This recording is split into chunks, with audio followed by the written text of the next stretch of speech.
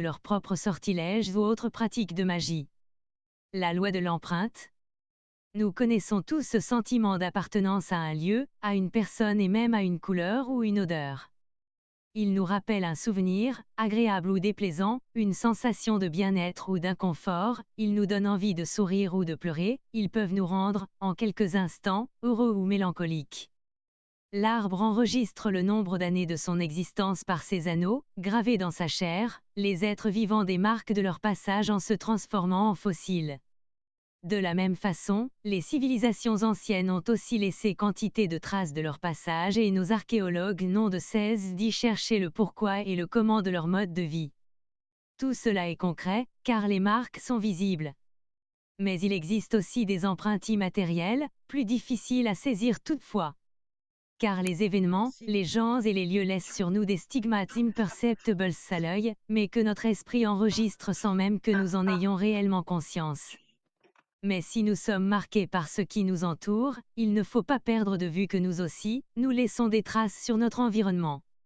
Au niveau des êtres humains et des autres êtres vivants, mais aussi sur les objets que nous touchons, effleurons ou même que nous regardons. Les lieux que nous habitons sont littéralement imprégnés de notre vie et de tout ce qu'elle contient, nos humeurs, nos joies, nos peines, nos pensées, en fait, de tout ce qui constitue l'essence même d'un être humain.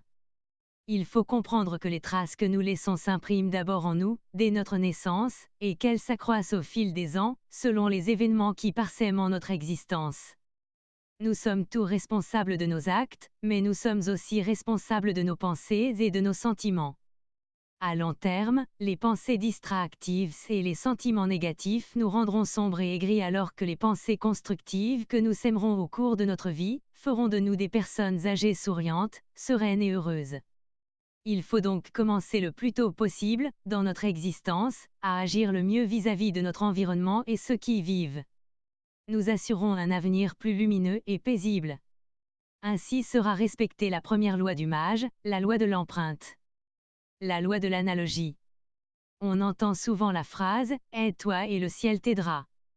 On la sert à toutes les sauces et pourtant, chacun d'entre nous a la chance de la mettre en pratique, mais encore faut-il apprendre son fonctionnement et son application. Commençons par un exemple simple qui nous fera comprendre l'idée générale de cette loi. Si, chacun à leur tour, vous faites tinter des diapasons de longueurs différentes, ils auront chacun un son différent et le tintement de la vibration de l'un n'affectera en rien les autres. Par contre, placez côte à côte deux diapasons de longueur parfaitement identiques, faites en vibrer un et l'autre, sans même le toucher, vibrera au même son que son jumeau. Tout comme ces diapasons, nous émettons des vibrations qui s'envolent et qui cherchent, autant au niveau céleste que terrestre, leurs semblables pour s'unir dans le pouvoir. Il est donc facile de comprendre, maintenant, l'importance capitale des vibrations qui nous habitent et que nous émettons. Si nous répandons, par nos pensées négatives, des ondes de désespoir, de destruction et de désolation, ces mêmes ondes trouveront leurs semblables et décupleront ainsi ces sentiments néfastes, et reviendront nous atteindre et nous abattre. Si, à l'inverse, nous répandons, par nos pensées positives, des ondes d'optimisme, de créativité et de joie, de la même façon, ces ondes trouveront leurs semblables et décupleront cette fois des sentiments bénéfiques, comme la confiance et l'euphorie.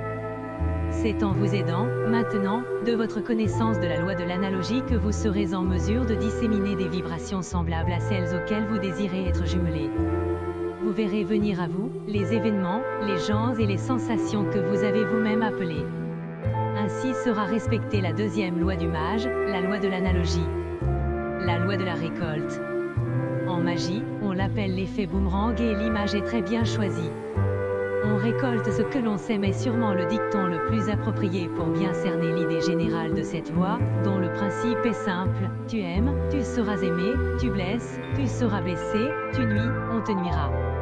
Ce phénomène se réalise à travers les gestes visuels, comme les regards, les coups, les mots, mais aussi par les sentiments, comme l'envie, la haine, la méchanceté. Le plus dramatique est que le mal que nous faisons n'atteint pas toujours la bonne personne, celle à qui était destinée notre haine ou notre ressentiment. Nous avons alors l'impression d'avoir donné un coup d'épée dans l'eau, mais nous oublions que l'acte, en bout de ligne, finira par blesser quelqu'un.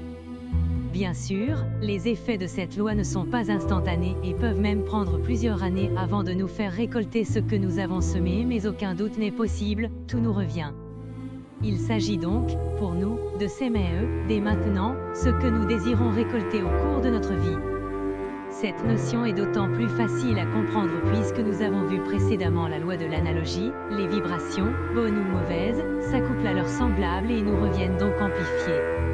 Bien sûr, la perfection n'est pas de ce monde, dit-on, mais il y a presque toujours place à l'amélioration. Il s'agit, pour chacun de nous, de faire un examen de conscience et de dresser, en toute honnêteté, la liste de nos faiblesses, de nos défauts qui peuvent nuire aux autres, donc, qui peuvent par le fait même, nous nuire.